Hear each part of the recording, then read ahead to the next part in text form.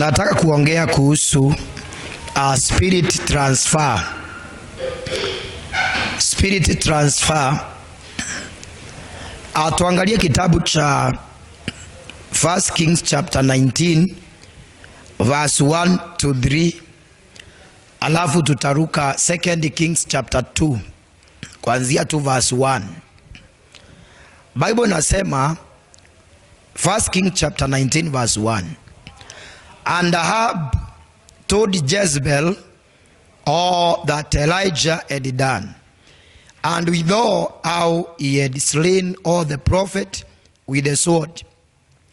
Then Jezebel sent a messenger unto Elijah, saying, So let the gods do to me, and more also, if I make not thy life as the life of one of them by tomorrow, about this time.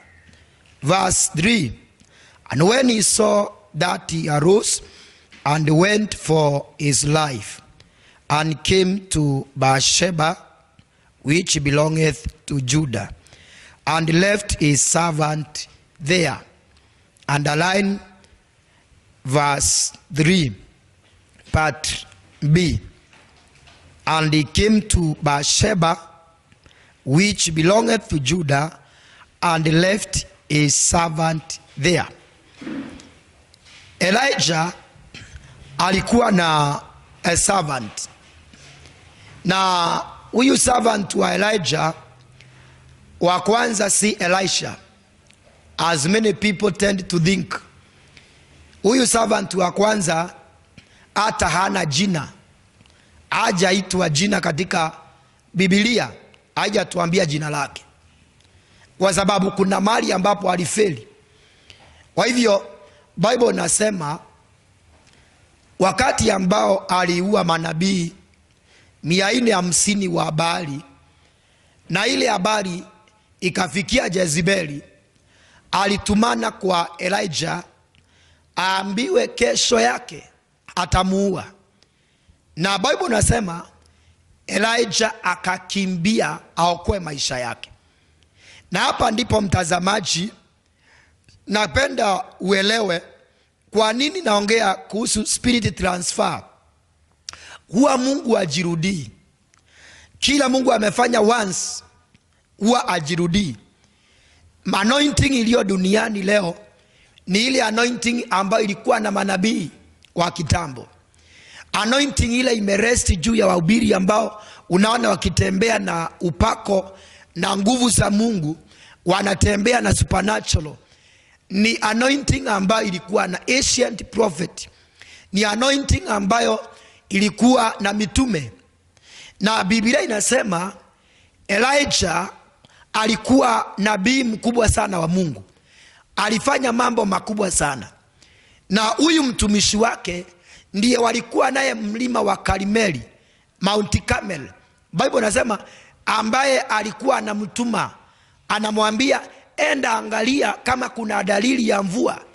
Na alipoangalia mara ya kwanza akakuja akamwambia hakujaonekana dalili. Elijah akaomba, na mara ya 7 akarudi akamwambia kunaonekana ka dalili ka wingu kama kiganja ya mkono. Na Biblia inasema ndipo Elijah akamwambia enda mwambie Ahabu ajiandae, kwa sababu kuna sauti nasikia ya mvua. Kwa sababu alishamwambia kuna indication, ameona kuna dalili ya mvua, ameona kama wingu ambako kanakaa kama kiganja ya mkono. Na Biblia inasema wakati Elijah alisikia Jezebeli atamuua, alitoroka akakimbia. Bible nasema na alipotoroka, yule servant wake ambaye ni mwana katika kiroho, huyu ndiye alikuwa awe successor. Huyu ndiye alikuwa awe successor wa Elijah. Huyu ndiye alikuwa inherit spirit ya kinabii, spirit ya Elijah. Na Bible nasema akabaki pale, hakumfuata wakati ambao baba yake alikuwa katika hatari, wakati ambao roho yake ilifadhaika, wakati ambao roho ya mtumishi wa Mungu iko katika shida, iko katika trouble, na akasikia hawezi akavumilia. Bible nasema akakimbia, akatoroka mtumishi wa Mungu aokoe maisha yake. Na Biblia inasema and he left a servant there. Hapa ndipo mimi nimeshangaa. Na hii ndio inafanyika katika madhabahu, hii ndio inafanyika katika mwili wa Kristo, hii ndio inafanyika katika ufalme. Na kitu ambacho kimesababisha Mungu anaonekana ni kama Mungu ni mdogo ambaye tunamtumikia, ni kwa sababu anointing ambayo iko katika watumishi wa Mungu haina watu ambao wanaweza wakasubmit, watu ambao wanaweza wakaifuata wakainyenyekea mpaka wakaipata. Hatuna watu ambao wanaweza kupokea roho kutoka kwa watumishi wa Mungu. Na ndio unaona Biblia inasema Elijah alipokimbia, mtumishi wake alibaki pale. Na ningependa ujue mtumishi huyu sio Elisha, huyu ni mtumishi mwingine. Na Mungu alikuwa, kusudi la Mungu ni mtumishi huyu awe successor wa Elijah, awe Elijah aweze kutransfer spirit yake kwa mtumishi huyu. Lakini mtumishi huyu alibaki pale. Bible inasema Elijah akakimbia siku mzima, akafika mahali akachoka mtumishi wa Mungu, akalala chini ya kivuli cha mti. Hakukuwa na mtu wa kumtia moyo. Elewa hivi mtazamaji, kwamba nguvu ya baba ni watoto wake. The strength of a father is his children. Na the time ambayo a father is in trouble, that is the time for a son to prove your sonship. Hii ndio wakati wa kudhibitisha kweli wewe ni mwana, wakati baba amepitia vita. Na hapa tuna scenario ama time ambayo nabii mkubwa sana alikuwa anaita moto kutoka mbinguni, amekuwa mdhaifu. Maana mtumishi wa Mungu sio malaika. There is a time ambayo mtumishi wa Mungu yuko chini, lakini ana mwana ambaye amelea, ana mwana ambaye anaweza akamtia moyo. There is time ambayo mtumishi wa Mungu anainukiwa, anapigwa vita, vita zimemsurround all over, anakuwa ana nguvu tena, anahitaji mtu wa kumshikilia, anahitaji mtu wa kusimama naye. Elijah hapa si kwamba ni mdhaifu, ndio tu ametoka kuangamiza manabii 450, ndio tu ametoka kuita moto kutoka mbinguni na ukashuka. Kwa hivyo this is a very powerful man, is a very anointed man, lakini he needed man who can encourage him. Lakini hakukuwa na mtu, maana alikuwa na mwana ambaye sio mwana anayejua kile anafuata, aelewi ni nini ambacho anataka kwa Elijah. Na kuna indalance mbili mtazamaji ambazo zinaweza zikainda a spirit transfer. Number one ni mtu ambaye roho inafaa kuwa transferred kwake, akiwa mtu ambaye ana focus, mtu ambaye ana maono, mtu ambaye aelewi kile ambacho anataka. Maana we are in the days ambazo watumishi wa Mungu wamekosa watu ambao wa kuinherit kile wamebeba. Aswa kama taifa letu hapa Kenya ama Afrika, mara nyingi unapata hatuna watu wa kusucceed the spirit ambayo iko ndani ya mtumishi wa Bwana. Kwa nini? Watu wengi wanachukulia watumishi wa Mungu casual. When you serve under a certain man of God, you take that man casual, you take that man as an ordinary man. Auelewi ya kwamba ni mtu wa rohoni, anaweza akatransfer kile ambacho Mungu ameweka ndani yake, anaweza akatransfer roho ndani ya maisha yako. Na hapa ndipo tunakosa baraka chini ya watumishi wa Mungu. Unaenda ukiwa masikini, unarudi ukiwa masikini. Unaenda ukiwa mgonjwa, unakufa na ugonjwa yako. Maana tunakosa kuelewa watu wa Mungu ni kina nani, nini ambacho wamebeba, neema ambayo wamebeba inaweza kuingia ndani yetu namna gani. Na submission is a principle for the spirit transfer. Wakati ambao kuna submission, basi kuna transaction ya roho. Where there is submission, there is transaction of the spirit, there is transfer of the spirit. We need submission. Tunahitaji submission, na submission niko juu zaidi ya humility. Unaweza kuwa wewe ni mnyenyekevu lakini wewe you are not submissive. Submission ni pale ambapo unaelewa ya kwamba mtumishi huyu ana kitu cha Mungu, ana roho ambayo anaweza akaweka ndani yangu, ana uwezo wa kubadilisha maisha yangu. Kwa hivyo hata wakati ambao mtumishi huyu wa Mungu anapitia mazito ama kona vita, ama wakati mwingine unaona ni kama vile ambavyo unapenda akuongoze, vile unapenda akuongelesha, vile unapenda muendanisha na yeye amuendanishi vile, unaelewa ya kwamba huyu ni mtumishi wa Mungu. This is a man of God. He is a carrier of the grace of God. He is a carrier of the Spirit of God. Bible nasema huyu jamaa alibaki pale, hakuendelea. Verse 3 inasema akabaki pale, and he left a servant there. Verse Kings 19 verse 3 inasema, and when he saw that, he arose and went for his life, and he came to Bathsheba, which belonged to Judah, and left a servant there. Akawacha mtumishi wake pale. Kwa hivyo mtumishi huyu hakutembea na Elijah. Baada ya kuona mambo makubwa Elijah amefanya, baada ya kuona moto umeshuka kutoka mbinguni na ukateketeza dhabihu, baada ya kuona mvua ikinyesha, baada ya kuona miaka 3.5 mtu wa Mungu amesema mvua haitanyesha miaka 3.5 na haikunyesha, baada ya kuona amesema kutanyesha na kukanyesha, ameona akichinja manabii 450 wa Baali, ameona mtu huyu ana mafuta, ameona ana anointing. Badala focus apate roho ya baba yake wa kiroho, badala focus asatiri the spirit of his father, alibaki pale. Na leo tuna that kind of a servant, we have that kind of sons and daughters in the kingdom. Na hapa ndio tuko na failure katika ufalme wa Mungu, kwa maana Mungu ajirudii, anapotia mafuta ndani ya mtumishi wake, mtu ambaye aliyetangulia, mtu ambaye aliyelipa gharama, mtu ambaye aliaccess level fulani ya kiroho, mtu ambaye aliaccess neema fulani, mtu ambaye alitangulia mbele yako, amelipa gharama, akampata Mungu, akapata the spirit. Huyo mtu unafaa uelewe ya kwamba ana roho, ana neema fulani, na ukifocus kusubmit chini yake kutakuwa na transaction ya spirit. Spirit huwa haibiwi. You can never steal the spirit. Hawezi ukaiba roho. Kwa hivyo unaweza ukaipata wakati tu spirit ya mtumishi wa Mungu imekukubali, wakati umelipa gharama mpaka spirit ya mtumishi wa Mungu ikakupokea, ikakuembrace, ikakukubali, inaweza ikakuingia, unaweza ukaipokea. Na baada ya hapa tunaona Elijah ameenda akalala chini ya kivuli cha mti. Alikuwa amefika mwisho mtumishi wa Bwana, akalala akamwambia Mungu, natamani nikufe, kwa maana manabii wote wameuawa, nimebaki peke yangu. Na Mungu anamwambia amka ule na unywe, kwa maana safari ni ndefu. Anasema nimejibakishia manabii wengine 7,000 hawajainamia Baali.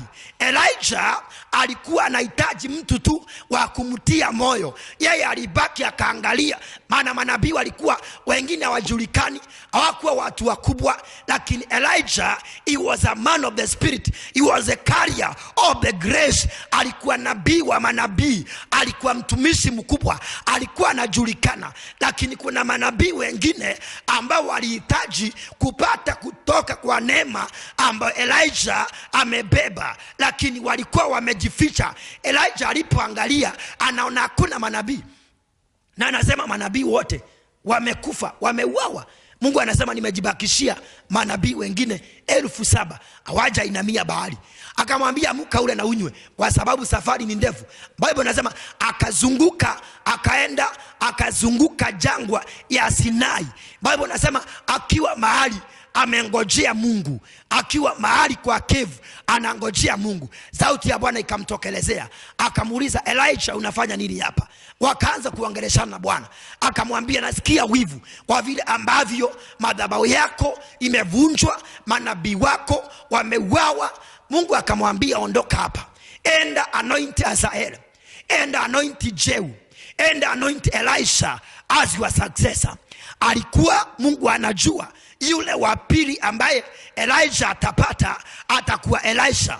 na inadependi na vile ambavyo wewe unaelewa kupata neema. Inadependi na vile ambavyo una ufunuo wa kuaccess the spirit. Na Elisha alipotoka pale akaenda akafanya kama alivyoambiwa, akamtupia Elisha nguo. Bible nasema Elisha akamwambia, wacha kwanza nimalizane na mambo yangu yote, nimalizane na shughuli zote ambazo zingenizuia. Akaenda zile ng'ombe ambazo alikuwa anatumia kulima, akaenda akachinja, akamalizana nazo, akakatakata ile kata ambayo alikuwa anatumia kulima. Bible nasema na akamfuata Elijah.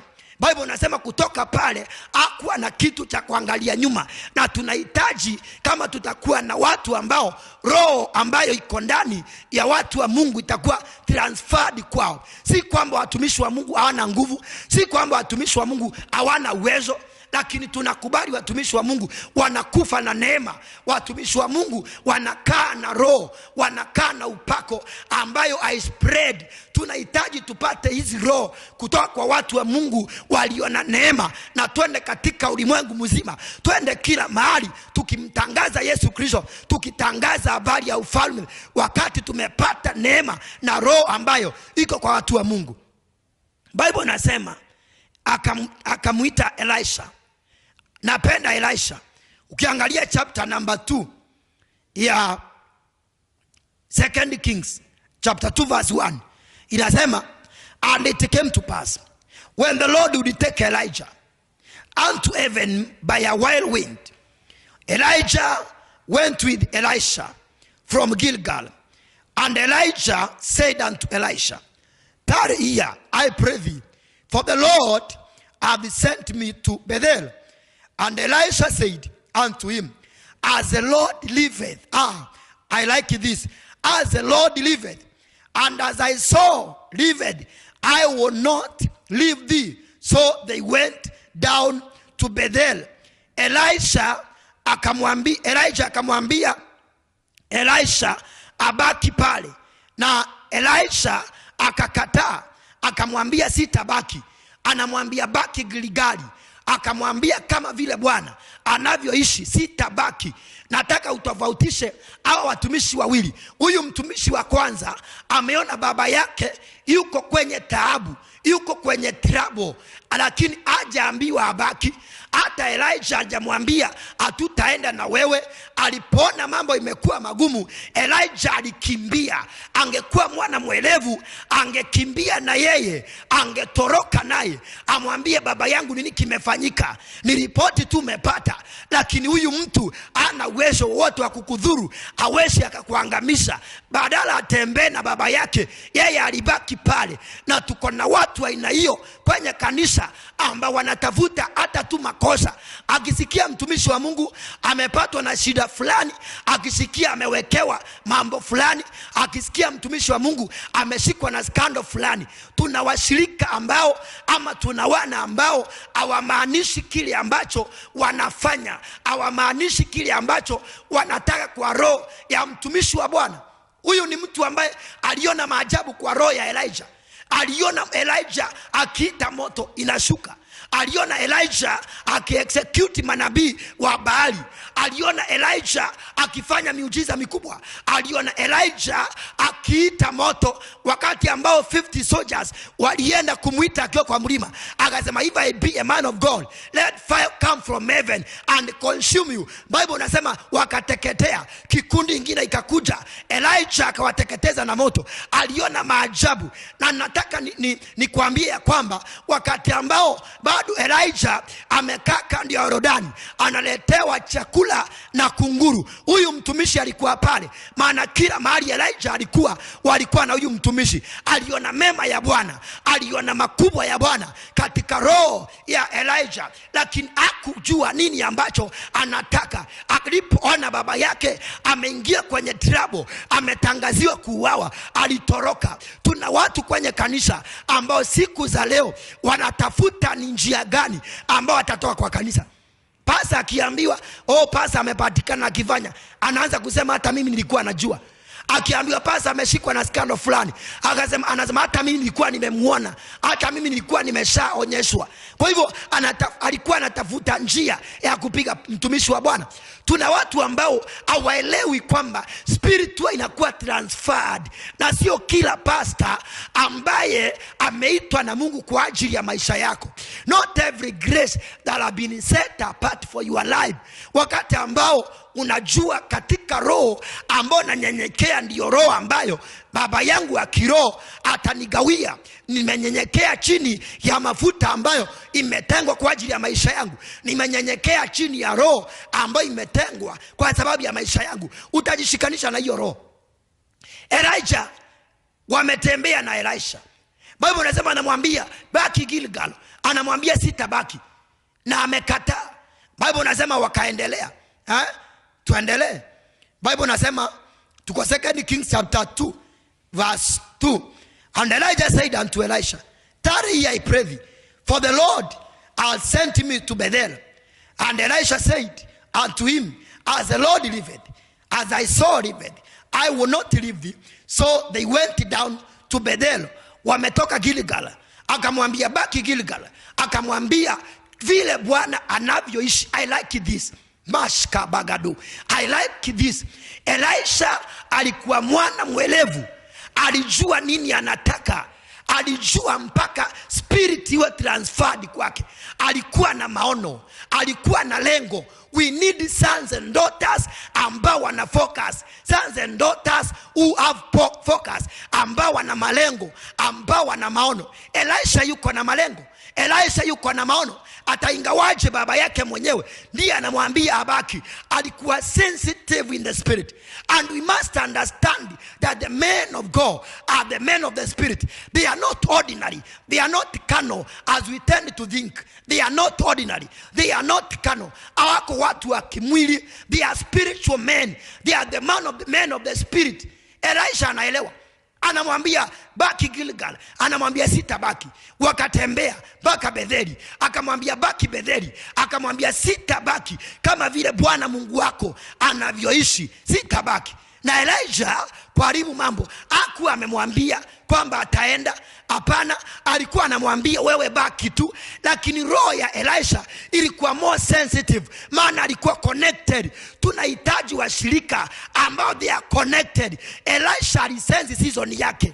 Elisha alielewa majira ya kutransferiwa roho imefika. Majira ya spirit transfer imefika. Majira ya kufanyika nabii imefika. Hawezi ukafanyika not unless uwe sensitive with your season. Hawezi kukua vile ambavyo unataka. Hawezi kwenda mahali ambapo unataka not unless uwe sensitive katika majira. Not unless uwe sensitive katika majira.